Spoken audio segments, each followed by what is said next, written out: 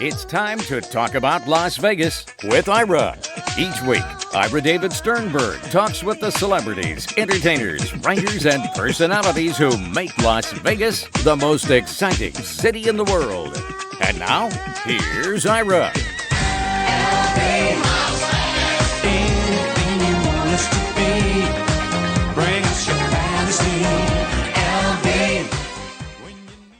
Okay, folks, it's comedy time again because my guest is comedian Butch Bradley. He's performing Thursdays through Mondays at 10 p.m. at the LA Comedy Club inside the Strat Hotel and Casino.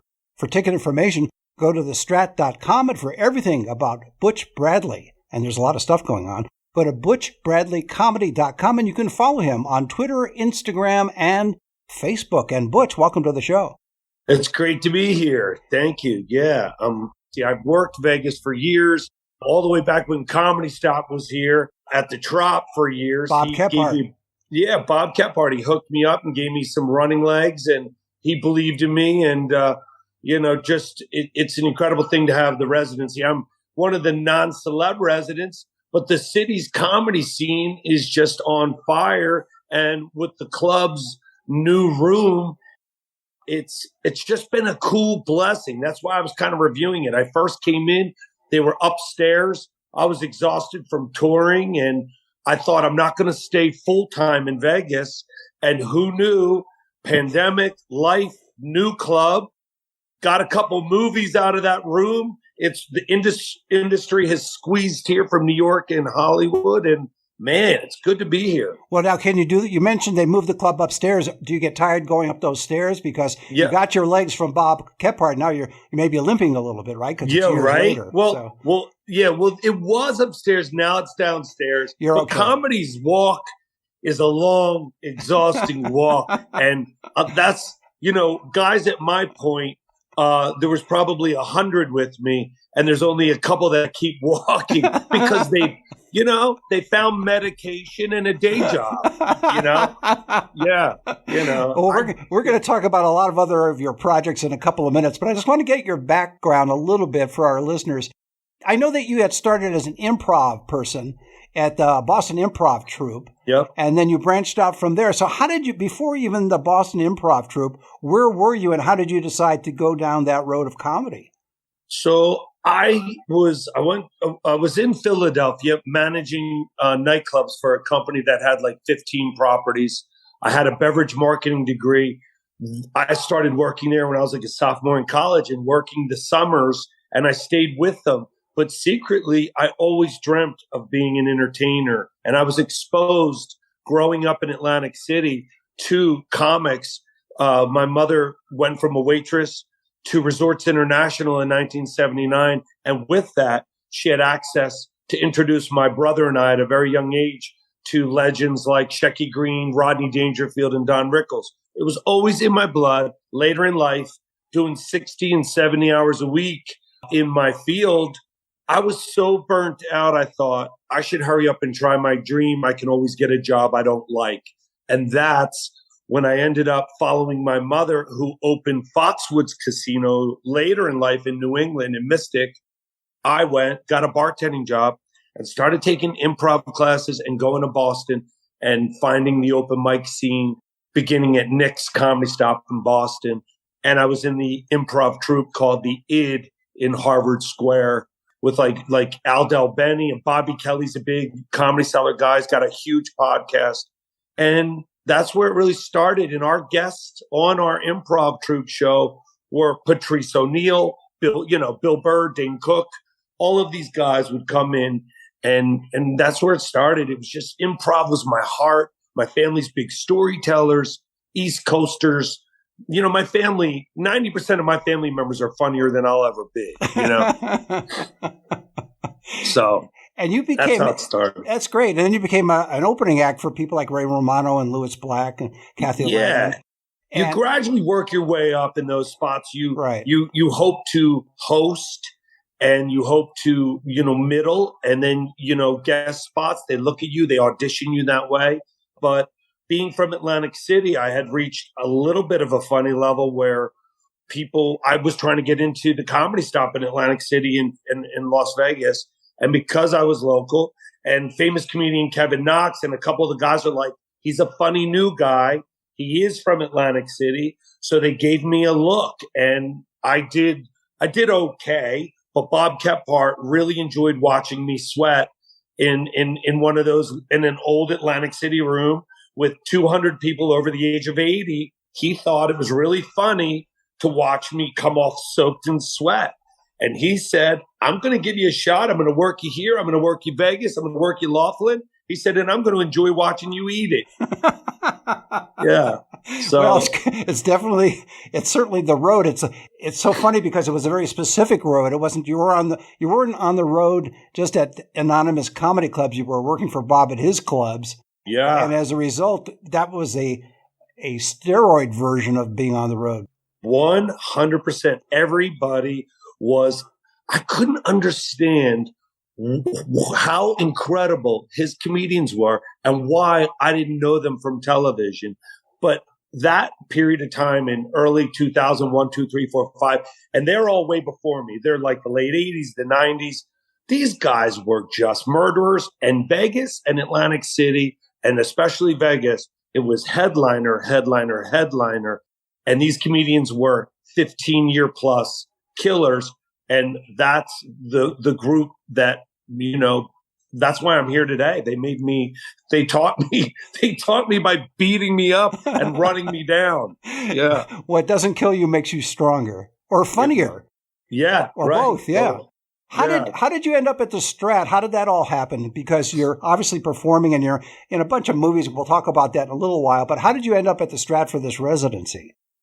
So LA Comedy Club is, you know, kind of interesting. Their career as comedy club owners, they were young guys working for Sharippa at the Riv. Steve, yeah. Watching and seeding comedy while going to UNLV. Just for our listener, Steve Sharippa, who used to be the entertainment director at the Riviera and, of course, is now on Blue Bloods.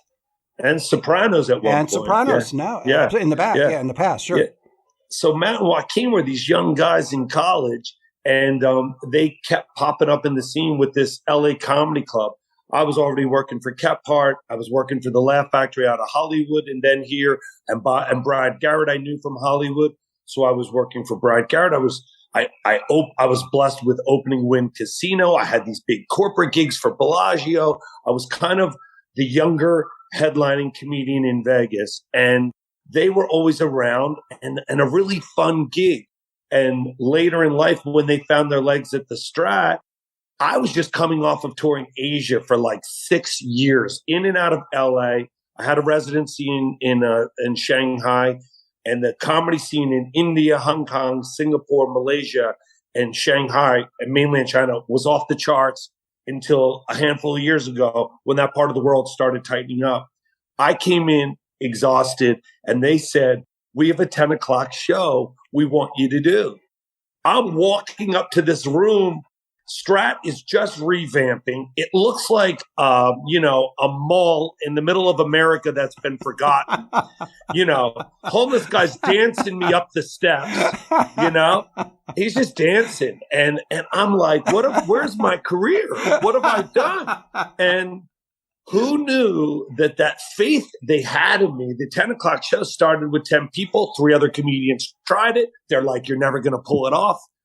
It just got going, man. That club just started killing. It became this little secret in Vegas. And all these celebrity comics started popping in. And all the Comedy Store style comedians were grinding in this really tough, cool room.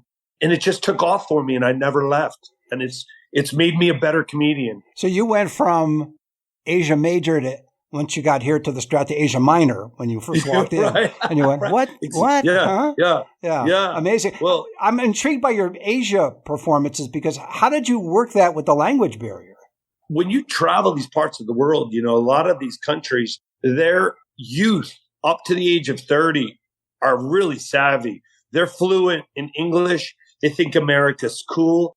My shows in Shanghai were like 40% local, very hip Shanghai kids who thought stand-up comedy was very edgy and very cool because we speak about our emotions, and that's not common in those parts of the world to express I feel bad, to express I don't like this. to all those expressions are very cool to witness by other cultures. You know, East Coasters, New York, Jersey, Philly, I grew up with everyone. I had to learn, you have to learn quickly to dialogue with other cultures and to be open. And it was, I learned Mandarin basics and understanding. I always go to another country and learn what the do's and the don'ts are, you know, and then I respect them. And then I remember we have mom, dad, husband, wife, children. We all want money. We all want to enjoy dinner. You know, it's all common. And that's where I usually run from. So what you became the funny American instead of the ugly American. True. I mean, the fact that you're able to absorb some of the culture and be sensitive to that. Yeah, I was a little bit of an ugly American sometimes between you and I. We're not talking about your face. You're talking about just your behavior. Yes. Yeah. I mean, Shanghai makes Vegas look like it's, little brother, I'm on a scooter at 2 a.m. I just bought a Christmas tree from the top of a bridge and I have a bottle of Jack at my feet and I'm asking God to forgive me. So, yeah. No, understood. Yeah, you did some recent movies. So how, are you able to? I guess because of the schedule you have at the Strat, you're able to take time out to get into movies, and I know you had a recent Amazon Prime special as well. Yeah. So is it a balancing act for you? How does that work? Well, I used to try and pause projects and say no and be worried that the owner's going to be like, "Are you crazy?" But with the way social media has become, and I'm very lucky that the Strat and Matt and Joaquin and the other owner, Ezra, they want me to explode. They want to celebrate me. They're real laid back. They understand that the bigger I get, the more help it is to all of us. And in that little room upstairs, I had Todd Fisher, Carrie Fisher's brother, sitting next to Sean McNamara, director of Soul Surfer, 400 television shows, and now the movie Reagan with Dennis Quaid. And they're just in there on this night with 12 people. I'm in the back, probably shouldn't be what they call the green room because there's electricity everywhere. And I'm having a breakdown and going, there's 15 people out there. What have I done to my life? I calm myself down. I go out. I nail some really nice improv riffs. There might be 24 people as I'm leaving, and I glance and I go, wow, they look like industry. There's just a vibe about them. But I thought, no way. They came to the top of the Strat, and that homeless guy danced them up the steps. There's no way, But I listened through the curtain, and I heard this guy go, man, that guy is hilarious. And I stuck my head through, and I go, hey, I'm glad I was listening. They introduced themselves. A friend of mine there is an actor. They were filming the documentary for Doyle Bronson and Doyle Bronson's daughter, famous poker player. All right. And, poker brought the industry to help my career. He loved me. Todd Fisher, Sean McNamara said, what do you need? Another lesson I've had is tell people what you need. I said, I need a special. And this 6'3" Irish guy hugged me and said, you're getting a special. They gave me the special. About 8 months later, Sean McNamara is obsessed with my improv. And he goes, he's got me riffing the Reagan movie. I don't realize it, but he's got me riffing scenes. And then 3 months later, I get a call and they're like, your flight to Oklahoma. I go, what flight? What are you talking about? And the woman goes, sir, you've been cast in the movie, Oklahoma. You're one of the Continentals. And in 1954, Ronald Reagan came here to work at the Frontier, and he had 4 guys called the Continentals. His movie career was slumping, and his wife, according to the biographers, was really cool. Nancy was like, let's go to Vegas. Let's cut out for a year. And he was on this over-the-top show. I got to play the Continental, and I got to improv with Dennis Quaid for 2 hours. Nice. It was incredible. It was incredible, nice. Yeah. And you're also in the opening act, right? I'm in the opening act with Jimmy O. Yang, Ken Jeong, directed by Steve Byrne, a good friend of mine in comedy. Steve actually has been on the show. Oh, cool. Yeah, we're good buddies. That's my crew. A couple years ago he was on, yeah. Yeah, like Ken Jeong was just barely doing comedy, and he'd come up on my stage and play guitar, and me, him, and Tony Rock would improv in Hollywood. And, all of those, Brett Ernst and like all these guys, and Sebastian and all the guys, just killing it. Joe Coy. That was like my evenings in Hollywood. I was very blessed. It was us. And then all of these celebrities like Tony Rock and, Sandler and Tim Allen when he was warming up to get back to stand up. And then we were popping into Vegas. And so it's been a really cool thing. How did you manage to connect with Hollywood and yet at the same time, you're not Hollywood? You're Butch. You're yourself. Oh, well, I appreciate that. I think it's because, as I said, my family is way funnier than I am. Yeah, I was raised by a lot of women that are hilarious. But you don't come across as a typical Hollywood type, is what I'm saying. Yeah. You are Butch Bradley, regardless of whether you're at the Strat or in Hollywood filming a movie or elsewhere. So I guess you just stay true to your personality and nature. I think I have such a tremendous respect for comedy. Richard Pryor, George Carlin, Richard Jeni, Dave Chappelle, Louis Black. I was a little kid. I was shown what great was and early SNL. And I watched Jack Nicholson cross the street in Hollywood about 10 years ago. I almost passed out. I have a respect and I love being a part of it, but I forget that I'm a comedian. People will approach me and my New Jersey thinks, hey, babe, we're getting mugged. And she goes, no, you're a comedian, idiot. Yeah, it's a fan. People are like, great show. And I'm like, oh, all right, hey, we got no money. All right. Got no money. But, I appreciate it. I think I really respect and love comedy. And anytime I saw anybody who thought they were anybody, I would they weren't good. They weren't good. Everybody I know that's a killer, they come in. If I don't know you and you're quiet, I'm like, I bet this guy's a killer. I bet this guy is going to murder and I'm going to be soaked in sweat after he gets off stage. Well, you mentioned you get guest comedians with you as part of the show. I do. Do you take part in the selection process in collaboration with the owners or do you just they do it? Well, and part of the deal is my relationship. So I still do weeks at the Cellar. I do weeks for Brad. I do private shows for Brad. When he needs me to cover, it's a great honor. I cover. I do the Laugh Factory. These are all showcase clubs that start in New York and LA. You audition for. You hope you're a regular. So that sort of passes through. It's a really cool fraternity for all of us. And I call, hey, Tony Rock, I see you're up the street, brother. Come say hi. Ruben Paul. These guys pop in and see me. Famous social media guys and comedians that are rolling through will also say, can I come in and warm up? Don't advertise me. I'm doing an hour up the street in the big theater. Do you mind? Yeah, come on in. So it's sort of I call those guys high level killers that might be at the Cellar or prepping for a giant show at Wynn or Mirage or wherever. So they're drop-in guests. Drop-in guests. Yeah, no, that's a great idea. Yeah. And the main core here, which is way different than it was 5-6 years ago, is this local comedian community, which LA Comedy Club really developed, is good now. And it was real tough because I'm explaining to guys who don't know no comedy elsewhere that you're in a major killer environment and you're probably not going to see stage.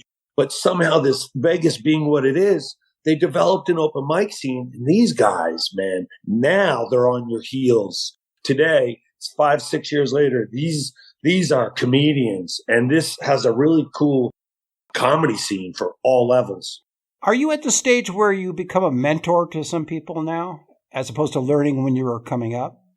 As soon as you say mentor, I just always think every night I learn. But I do offer, I see guys grinding. And I do give as much information as I can because you can't really teach someone to be funny. You're going to be either funny or not. It's not for me to, your comedy dream is between you and God. And you'll find out if you're funny quickly enough. Right. So, but I can give support and say, hey, don't lose your job. Don't put pressure on this. Work, save money. And when you're good, comedy goes, hey, you're booked this weekend. Hey, you're opening for this guy. Hey, it'll speak to you loudly. You don't go chase an agent. Someone's going to call you and go, hey, I would love to represent you. So I share information like that. And when I see a hardworking guy, I do put them on my show. And it's not an easy spot, and they'll learn from it. And I try and give back to those guys that are really grinding. Well, I can see how you could do both. You yourself could continue to learn, which is good for everybody to do. And at the same time, you can give advice and information to people who are not where you are at the moment. So that makes perfect sense. What's been the funniest night you've had over there at the Strat at the LA? God, even being a part of like here in Vegas, we're a part of history with comedy because we've always had alcohol, and all the comedians 100 years. Wait a minute, alcohol? Where'd that come from? Yeah, we have alcohol in Las Vegas? What? So we have the alcohol, as we know. We have the desert. We have dehydration. We have no sleep. We have drugs that are legal. And now we have drugs that are illegal. So I look out at an audience and I have different parts of the world and communities with politics and life, marijuana, no marijuana. And wow, man, those evenings can really fly because we were the first comedy club.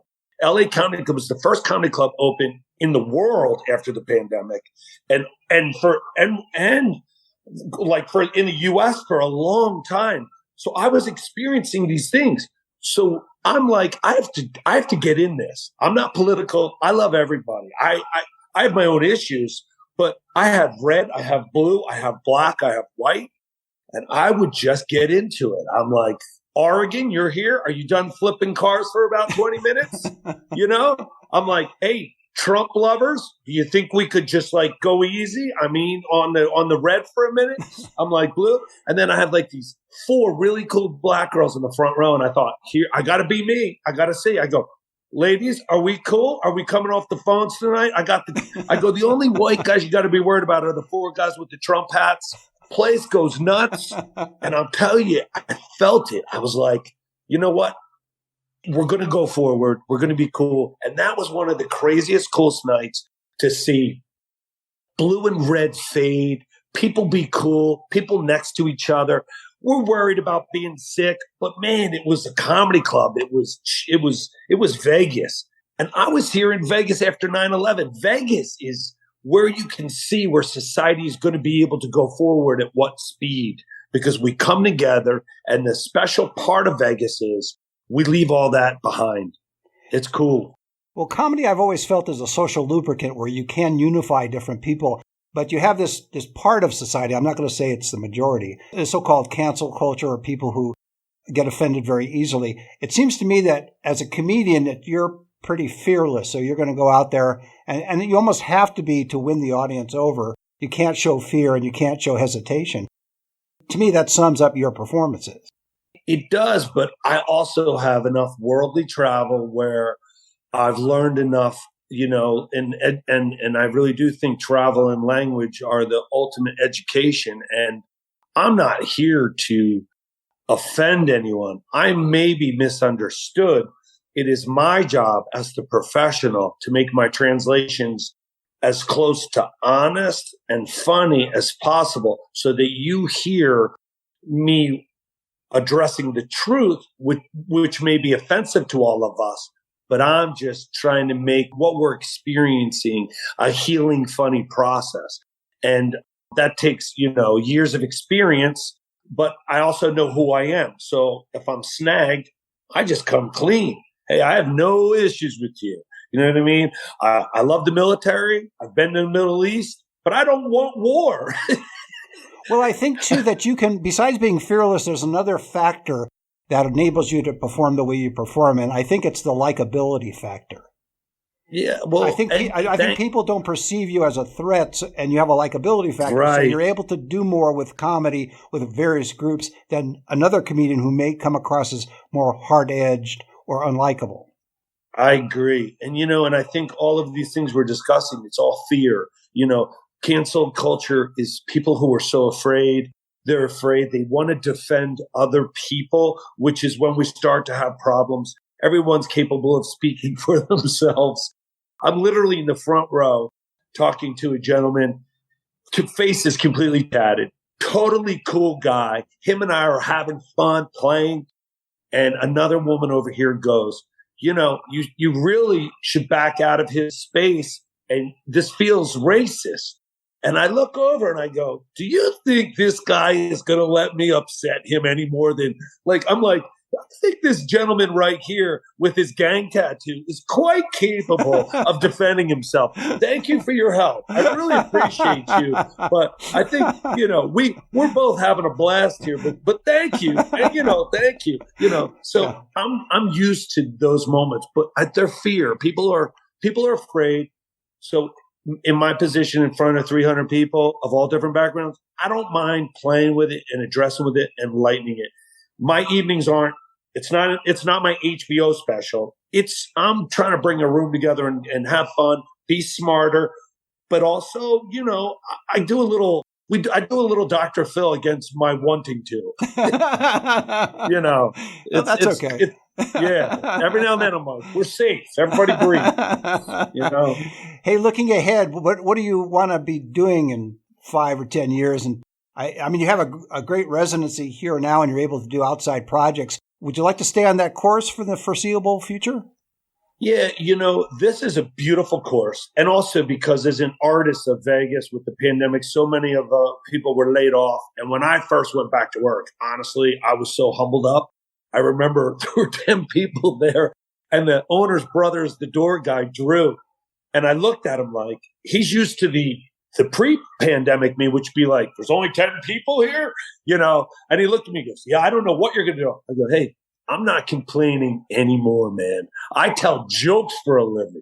So, I'm thankful, so the future is go to stage, keep growing. I'm writing a new hour. I'm actually working on a book right now about memoirs of my experiences with Cassie Wells, which is really exciting.